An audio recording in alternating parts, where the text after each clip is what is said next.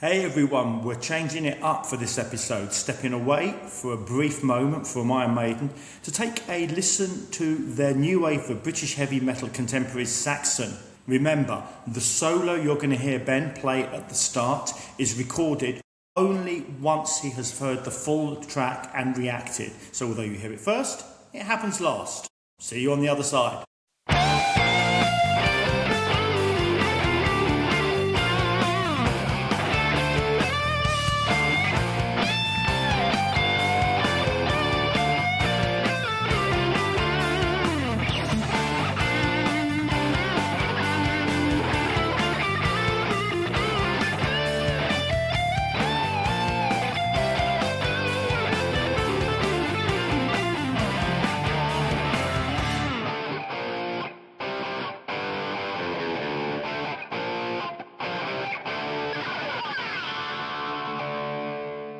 Well, welcome back to Riff to Riff. How are you, mate? I'm good, thank you. I'm excited to do something that we have not heard today. We're taking a trip somewhere else, right? That's right. Well, I figured that what would be really fun in the midst of our deep dive into Iron Maiden by Iron Maiden, we compared a couple of tracks by contemporaries. So two other bands from Nawabum, the new wave of British heavy metal. And the track we're going to listen to today, that I'm pretty sure you've never heard before, was actually on an album that came out about 2 weeks before Iron Maiden came out. Right, okay. Yeah, I can't say that I've even heard of Saxon, let alone heard the music. Something that stands out to me already is that, you know, there's the two names there, Iron Maiden and Saxon. And is an Iron Maiden not a Saxon torture device? Was it from that era? It's medieval, right? And that is Saxon. Yeah. What's the synchronicity there? Oh, well, who knows? I mean, Saxon were born out of two other bands, and actually, Wheels of Steel, the album that this song is on, is actually Saxon's second album. Okay. So at the time, they were very much seen as the leaders of the new wave of British heavy metal. And they've gone on to have a stellar career.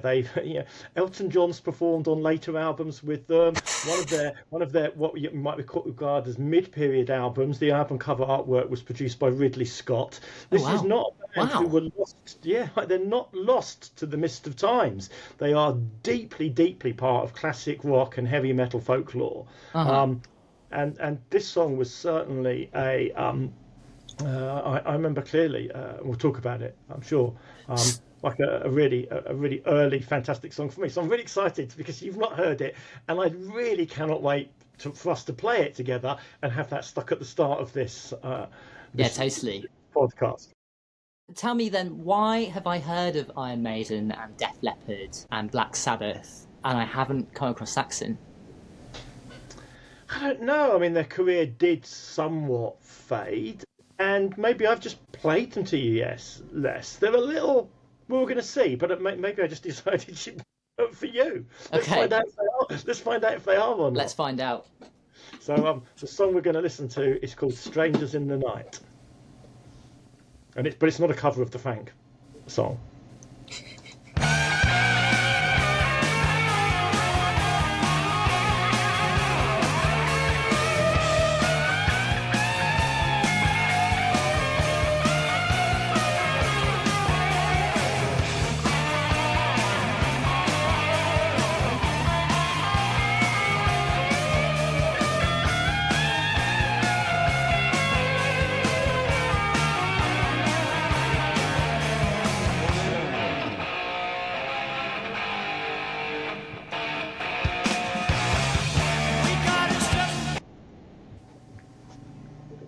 Me oh my. Me oh my. Okay, so I mean, I don't know why you haven't showed this to me, because that was rocking. That feels much more akin to like the 80s hair rocking than Iron Maiden's grittiness, right?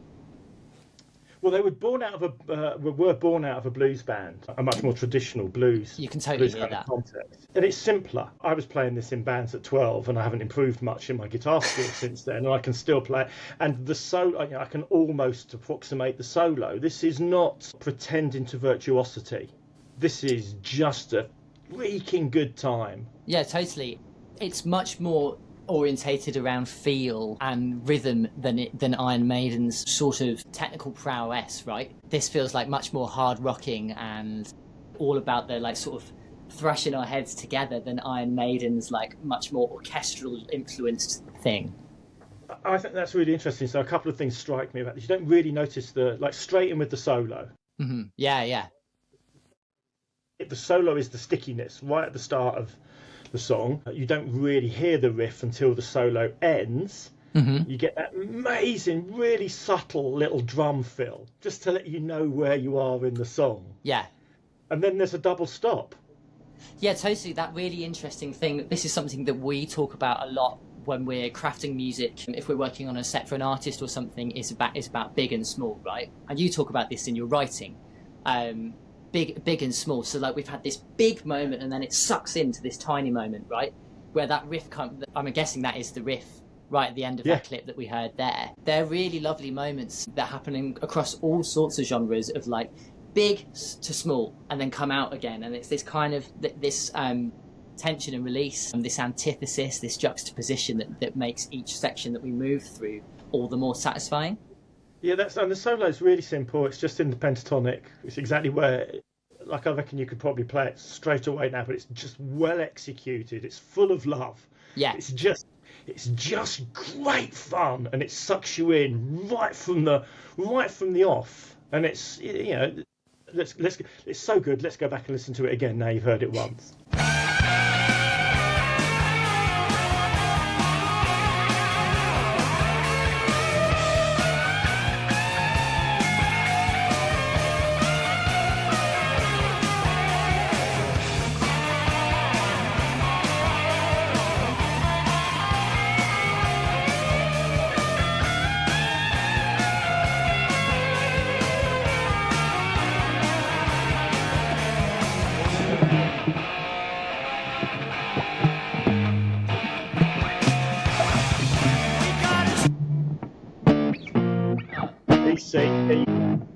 Dun, dun, dun.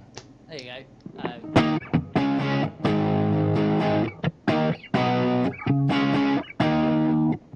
You're missing the rum.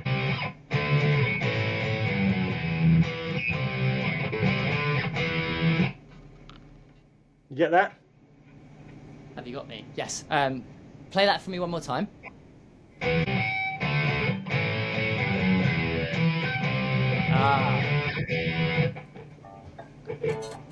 Okay, are you playing it in E there? Yeah. Why have I lost that? There we go.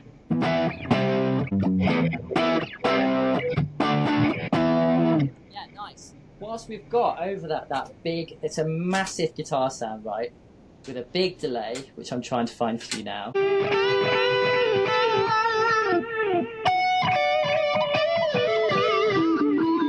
Let's start with a big bend on 15 on the E. Yeah. So, okay, right, so like...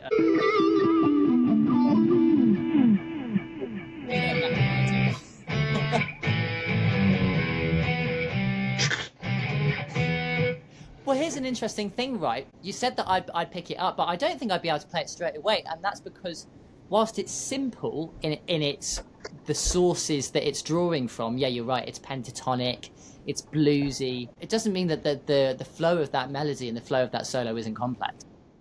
No, there's one little bit that I just can't get right because it's got this flow, and for a kind of very low intermediate, better than beginner like me, it's just a little bit difficult to break out of what you want the rhythm to be, and it's part of it is part of what makes it sticky. And then I think as we said, it's like that really simple, like Phil Rudd would be proud of that little drum moment because it just hooks you in. And then they stop. They give that nice double stop and then biff. So what you need to know, living in Leeds, is this band's from Barnsley. Right, okay, Barnsley. Okay, so near Sheffield, Rotherham way. Yeah, right. This is a northern band who've never forgotten their northern roots. And when you hear Biff Bifford, the singer, he's a northern guy. He's got a northern accent. Let's hear him.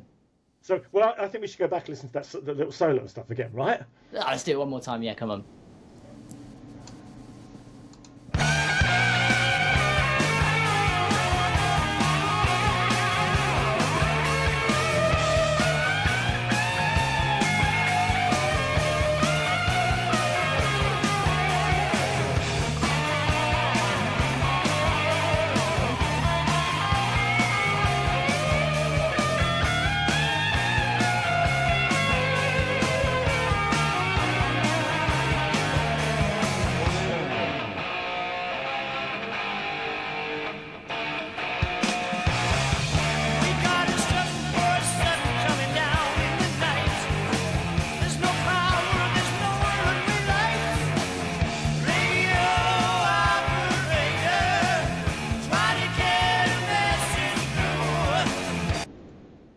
double tracked or? Yeah, so it sounds like the same singer, right? It sounds like Yeah. that's double tracked. It's got, and again, listen to the vocal production here. It's much more akin to like hard rock than heavy metal. I mean, in terms of like the way that I perceive those, I know that at the time the genres were perceived differently.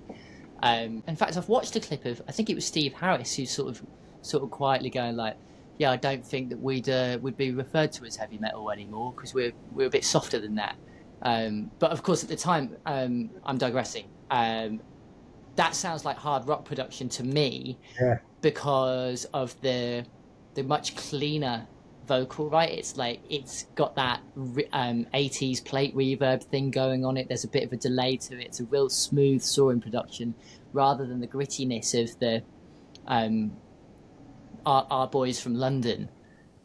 Yeah, and I think as well, what I really like about it is that it's immediately got the fact that he's going to sing across the space in the riff. Mm-hmm.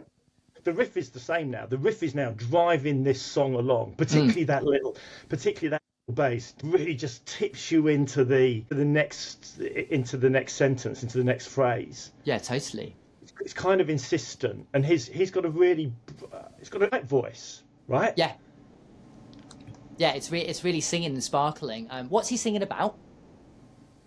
Is about a real incident. So this is, I guess, what makes it kind of heavy metal, in that it's about a flight from Stockholm that was flying to the USA and everything went wrong and they had to land. So the lyrics are about an aeroplane that's going to crash.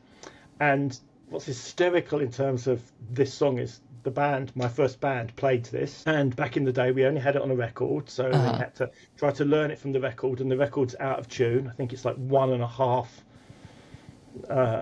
tones out of tune, so it's not, I mean, we'd all play it in E, but it's not, and lyrics weren't available back in the day, so I would sit with my mum, your nana, playing the record, and she would write the lyrics down in shorthand. So write the lyrics down so that we could write down in this notebook to give to the singer. Really?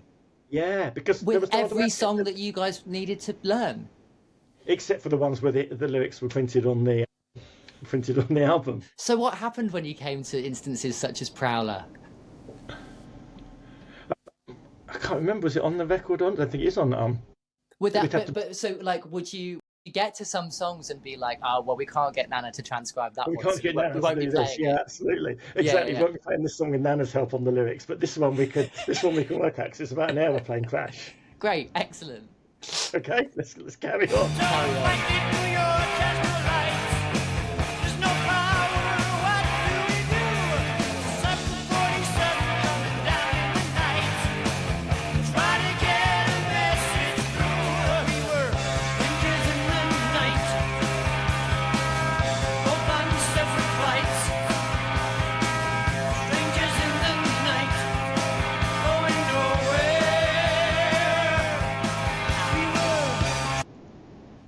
Oh my god, that was fucking awesome. That was the best. That was one of the coolest things I think we've heard so far on this podcast. I love it when a riff or a triad of notes is recontextualized with a bass. And in that one, like, the bass is going down, because it's such a cool thing where you have like here we had a riff and the bass was changing, but it also works in the same way when you keep the top end of the chord and you change the bass around it. Some of my favourite thing in contemporary music, because it's a really cool way to recontextualise what's going on and keep go. Yeah, but it's now in D minor. Yeah, so sorry, I got sidetracked by the second half of that part that we listened to. It's also modulated with that bass. So it's just a little D minor arpeggio, right? Yeah, I think either the track's out of tune to 440 or I'm out of tune, but because I think I've got that in C minor. Okay.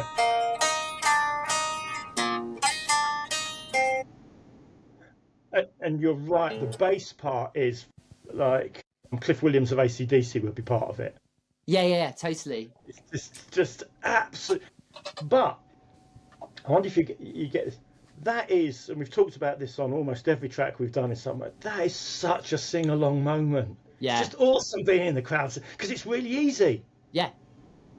Yeah, totally. It's made for the big stadium. Yeah, it's absolutely made to be sung along with. And again, here, just like in the sound of it all, like those guitars with like, I'm not sure if they actually had a chorus pedal. I'll need to listen again. I'm not sure if there's like a chorus effect turned on there, or if they've just like double tracked the guitars, so there's a bit of like natural chorusing happening. There are two guitars, and I would guess that chorus pedals were available at the time. That it is a chorus effect. Do you want to go back? Yeah, let's go back. My point being is that it's just way more indicative of the big 80s rock thing again compared to Maiden. This marginally more commercial. Yeah, I think so. And it's again, this is a second album. Yeah, totally. So I guess it's hard to compare there. But even, second album is what, Killers, of Maiden's. So like the tracks on there are still pretty raw and edgy. This feels like something that, like, if you hid it in a playlist with your friends who don't like rock music, they wouldn't notice. I think that's exactly right. And it's partly because of the way this chorus works, right? Right, yeah, totally.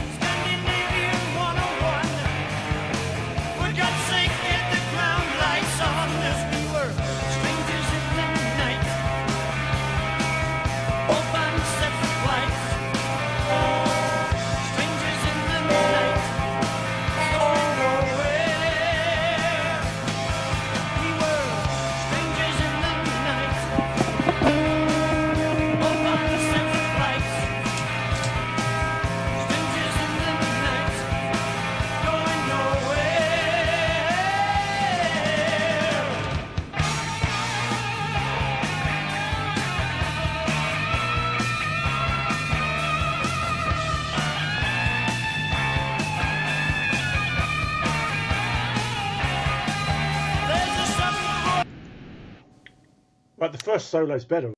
Yeah. That was the bit. Sorry, so yeah, we've definitely established that my guitar is out of tune compared to this track with my big clang there. Maybe Uncle Simon can edit that bit out.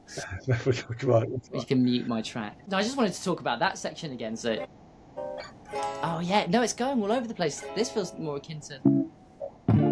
So I think you're right. They've detuned their guitars, and then we're accounting for, 50 years of less technology to make it feel in tune. They've tuned to themselves in the room, not to A440. So let's say it's in D minor. Those guitarists are playing the same thing, that same riff the whole way, and the bass moving gets all of this harmonic content out of it. So right, we start...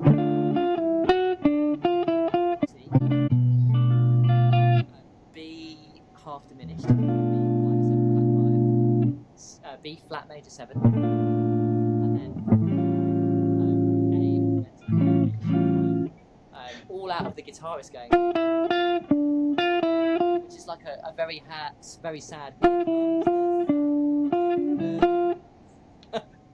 Do you think the bass player took that from the vocal line? Strangers in the night. What's Strangers in the Night? Is that the lyric? Yeah. I don't know. Coming from a point of view where, like, my biggest weakness within writing songs and composing and arranging is that I don't listen to the lyrics enough. Don't work around the lyrics as much as I should. It's something that I have to constantly remind myself of what a song is about, is the message and in the lyric that we're trying to convey. So from that point of view, it's hard. To me, it sounds like they found a really cool thing. They're like... To me, it could have been the thing that they're like, the guitarist is playing around with that riff. Yeah. like just in the studio, and then the bass player's also going, and then as soon as they go, someone's like, whoa! You know, like, how far can we push that? How can we take that? You could now do a jazz version of it with those full chords, couldn't you? Yeah, totally. Well, you know, it's jazz. You know, that kind of thing. It's totally taken from one of those things. Which again, so this feels like it's converging. It's more of a convergence than a divergence with the pop music going on in and around it of its time. I think it probably owes more to. It's more in tune with some of those kind of, I don't want to say pub rock bands, but that kind of blues rock aesthetic that had existed and where bands had become successful. I mean, Hit the Road Jack, that kind of thing. But what you've got to remember, and we're not seeing it here, is Saxon, you know, Wheels of Steel was a song about motorbikes. Yeah. And one of their most famous tracks is called Denim and Leather, and it's a real classic heavy metal anthem about wearing denim and leather. When I went to see Saxon, this is a more contemporary one for them. This is their crowd pleaser or their radio hit. Maybe. I mean, maybe we'll listen to some of the other classic Saxon tracks. But I know when I went to see them, it was amongst the most biker attended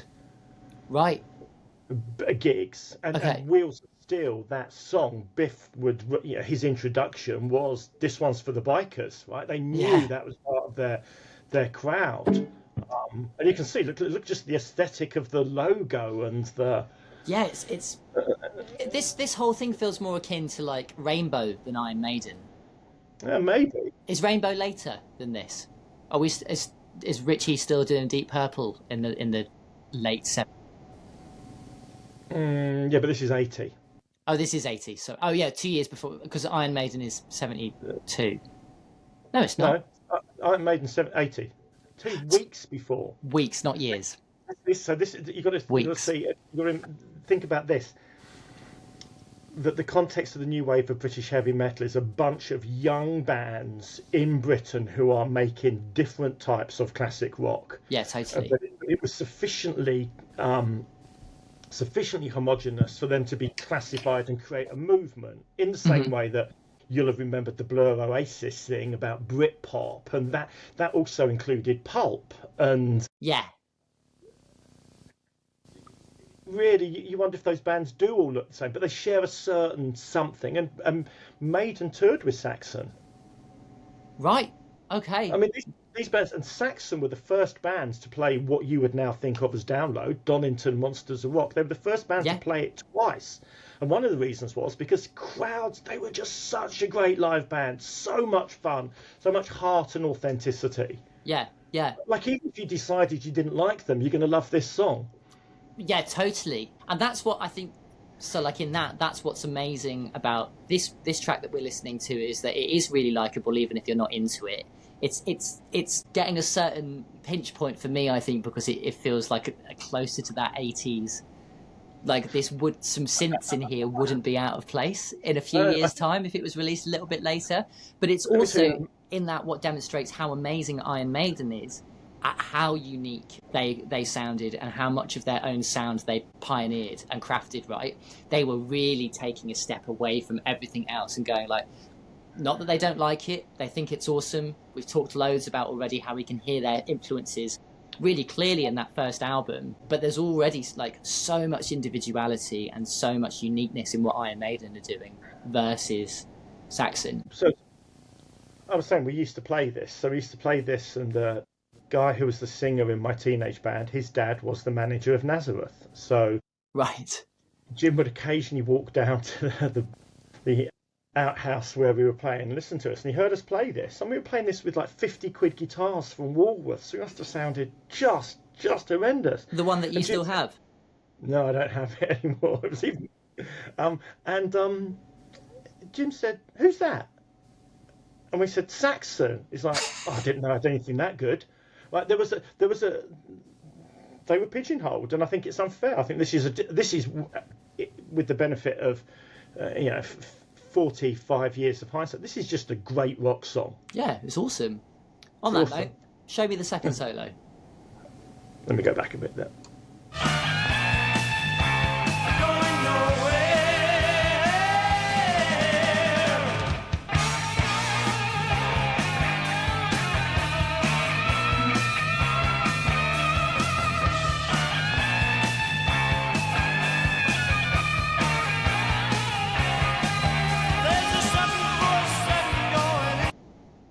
Yeah. Not just not quite as sticky. You kind of want it to be the first one again. Yeah, totally. I mean, the first one had more airtime as well, right? It was longer.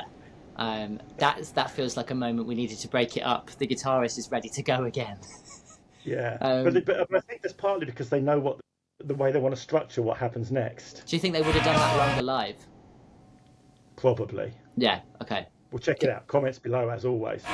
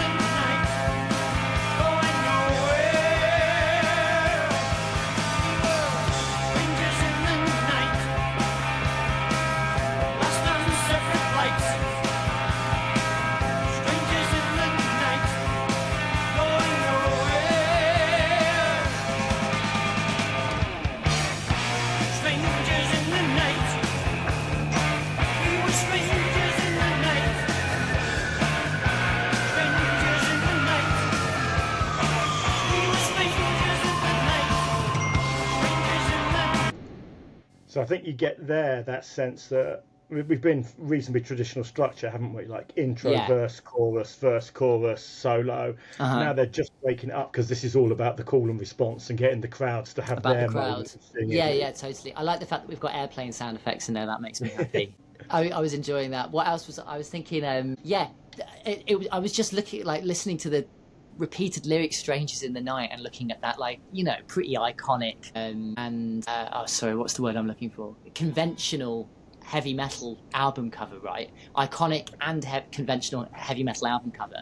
Thinking about those lyrics and going like, "Strangers in the Night." That sounds mysterious and weird, and it could be about anything. And I really like the fact that it's just that they've written a song about going on a plane. Like, that's really nice. It's like behind this veil of theatre and performance. The plane is going to crash. It hasn't crashed yet. I don't know. It's based on a true story. But it's just the idea that like behind this veil of like heavy metal and like scary men, it's like we're singing a song about planes. It's really nice. Well, I apologise because I think it's a couple of albums later, but one of their great classic songs, which we will therefore do as a react to, for instance, is called "Princess of the Night," and it is about what is it about? It is about a steam train. Is it? Yes. Nice. Come on.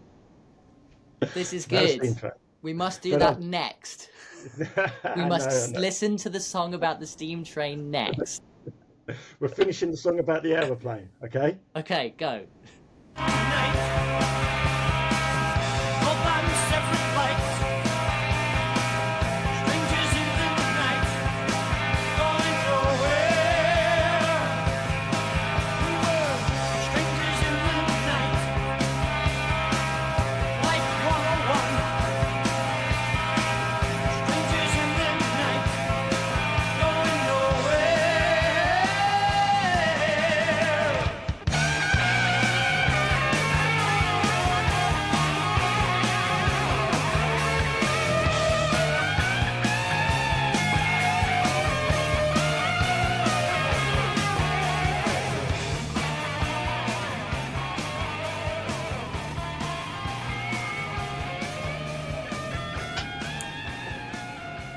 We've got a fade out.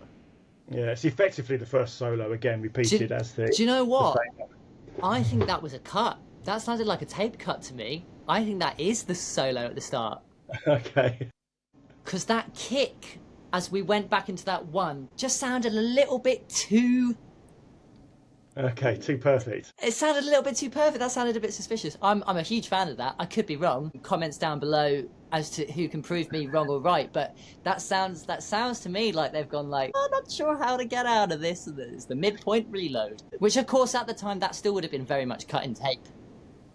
Yeah, right. And what struck me at the end bit, we hadn't really talked about, is that his voice can soar, just like we talked about for Paul Di'Anno. He can soar. He's not a bog standard singer. He's got some lungs on him. Totally, yeah. And was very charismatic with the crowd. A lot of fans from this era will say he was one of the best frontmen. He had that. How many times have you seen Saxon? Twice, I think. Okay. Twice. weren't one of my must sees, but I had several of the albums, loved the songs, so it's twice. Very cool. Maybe 3 times. So, how did that feel as the first part of a fill-in in your Iron Maiden sandwich? Yeah. I loved it. I really, really enjoyed it. It provided... Yeah, I think it's really interesting hearing the context around Iron Maiden and what they were doing at the time. And as Saxon, whilst we listened to a lovely song by Saxon, and I really enjoyed that for what it was, I think it was excellent at providing some context around it and just demonstrating to us already how unique Iron Maiden were and continue to be. I think that's really interesting because, this song, whilst it was no less amazing than some of the stuff we've heard by Maiden so far, it was much more comparable to a lot of other things that I know. Yeah. Whereas I think that the more we get into Iron Maiden, it's easier to go like, oh, well, Bring Me the Horizon sound like Iron Maiden, or Bullet for My Valentine sound like Iron Maiden, but that's going the other way. Iron Maiden sound like Deep Purple is a harder thing to do, right? Like going backwards, listening to Iron Maiden's influences. So yeah, I really enjoyed that. I think like the context was great. I really enjoyed the tune. It's got that driving, absolute thumping, hard rocking drum kit sound, an amazing musical motif in the middle for the chorus. They both modulate and then do like an amazing reharmonizing thing going on. And yeah, you're right. The vocalist is a really powerful singer. Again, lots of individuality, and they're singing about planes. So like, what's not to like, Uncle Simon? And as I said at the top, I think when you and I jam on that solo, that's just going to be like huge fun, right? Totally. I think what's going to be hard for me is to learn the actual solo because it's such a good riff in itself that I'm just going to want to do my thing on it, right? Which I'm sure that video at the beginning was probably I started doing the solo and then gave up. Right. I can imagine how these things will go, but we shall see. Okay, well, thank you for being with us again. Comments about your favourite Saxon songs below and other new wave of British heavy metal comparisons on our journey. Yeah, what else should we listen to? Tell us. You know? And what else? What am I missing in my education? Fantastic. Keep rocking.